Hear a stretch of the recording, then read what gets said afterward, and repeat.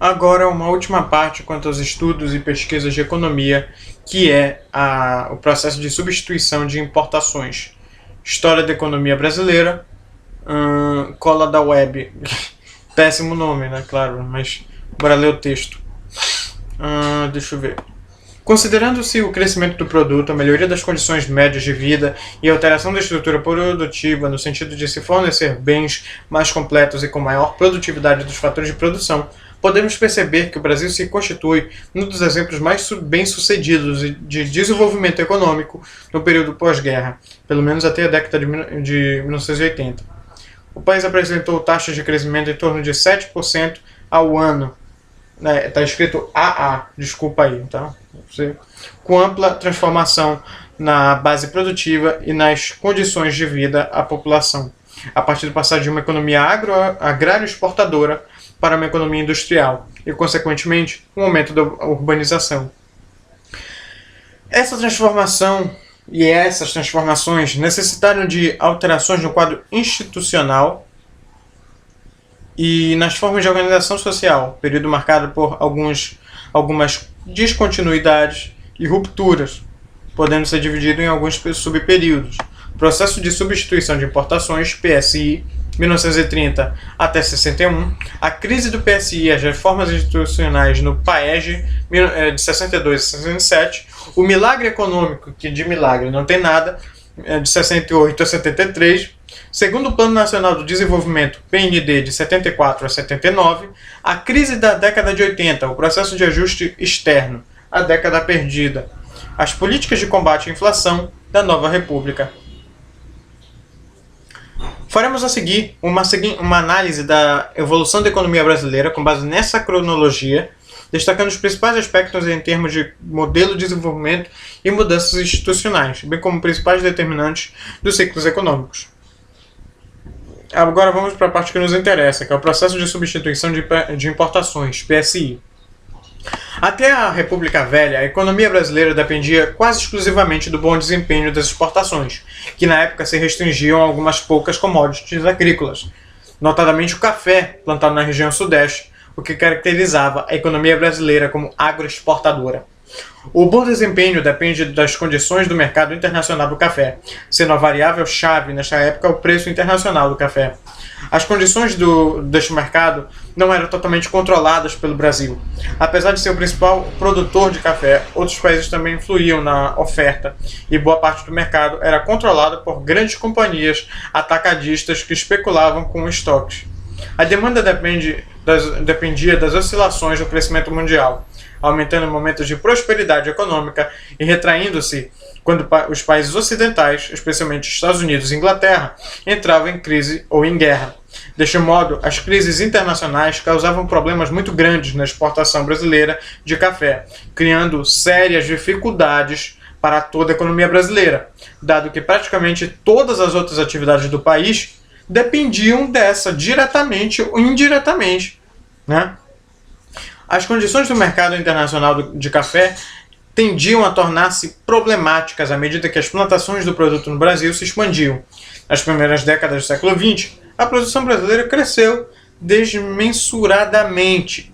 O Brasil chegou a produzir sozinho mais café que o consumo mundial, obrigando o governo a intervir no mercado, estocando e queimando o café. Nesse período, as crises externas sucederam-se em função tanto de oscilações na demanda, crises internacionais, como em decorrência da superprodução brasileira. Em 1930, esses dois elementos conjugaram a produção nacional. Era enorme e a economia mundial entrou numa das maiores crises de sua história. A depressão no mercado internacional de café logo se fez sentir e os preços vieram abaixo.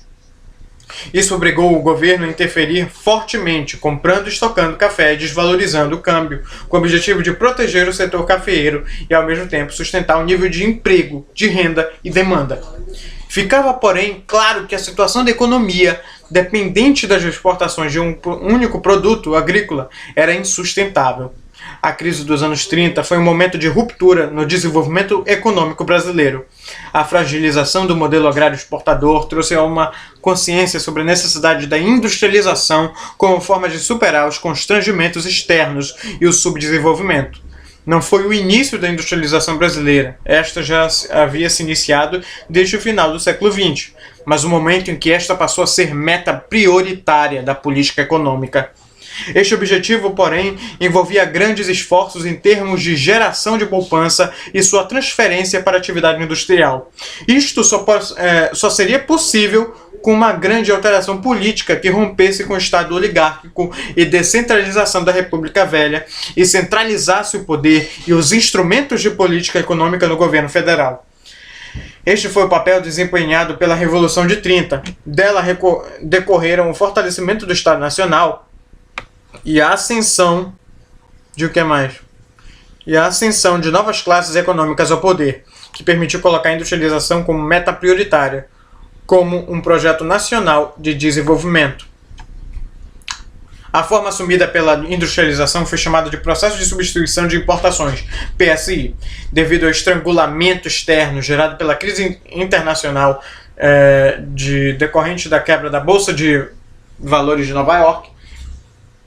Houve a necessidade de produzir internamente o que antes era importado, defendendo-se dessa forma o nível da atividade econômica.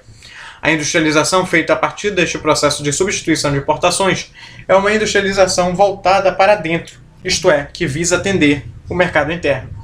Características desse processo. O PSI, enquanto modelo de desenvolvimento, pode ser caracterizado pela seguinte sequência. Bora lá ver. Estrangulamento externo. A queda de valores das exportações como manutenção da demanda interna, mantendo a demanda por importações, gera escassez de divisas. Desvaloriza-se a taxa de câmbio, aumentando a competitividade e a rentabilidade da produção doméstica, dado o encarecimento dos produtos importados.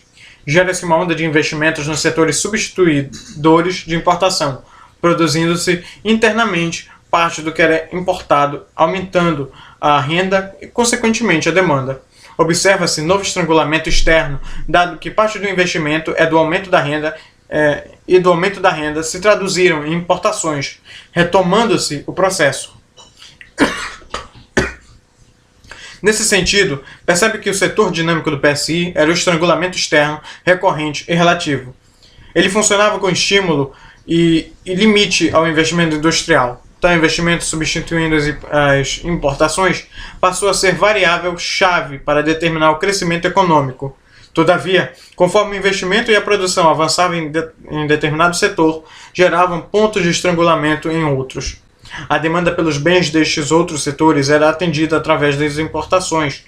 Com o ocorrer do tempo, estes bens passam a ser objetivo de novas ondas de investimentos no Brasil.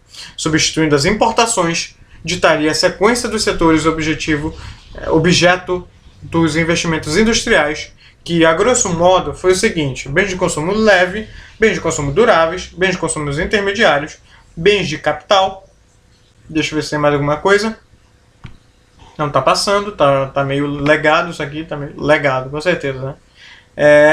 E percebe-se ainda que o PSI caracterizava-se pela ideia de construção nacional, ou seja, alcançar o desenvolvimento e autonomia com base na industrialização, de forma a superar as restrições externas e a tendência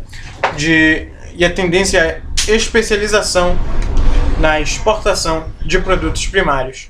Principais dificuldades na implementação do PSI no Brasil. Ao longo das 3 décadas, este processo foi implementado, modificando-se substancialmente as características da economia brasileira, industrializando-se e urbanizando-a.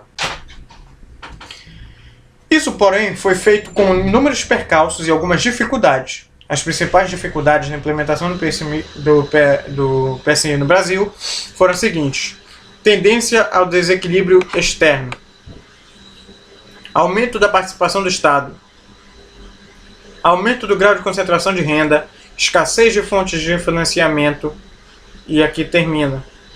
Tem um texto entre eles, eu sugiro que vocês leiam porque agora já não dá mais, eu tenho que ir embora. Então, até mais.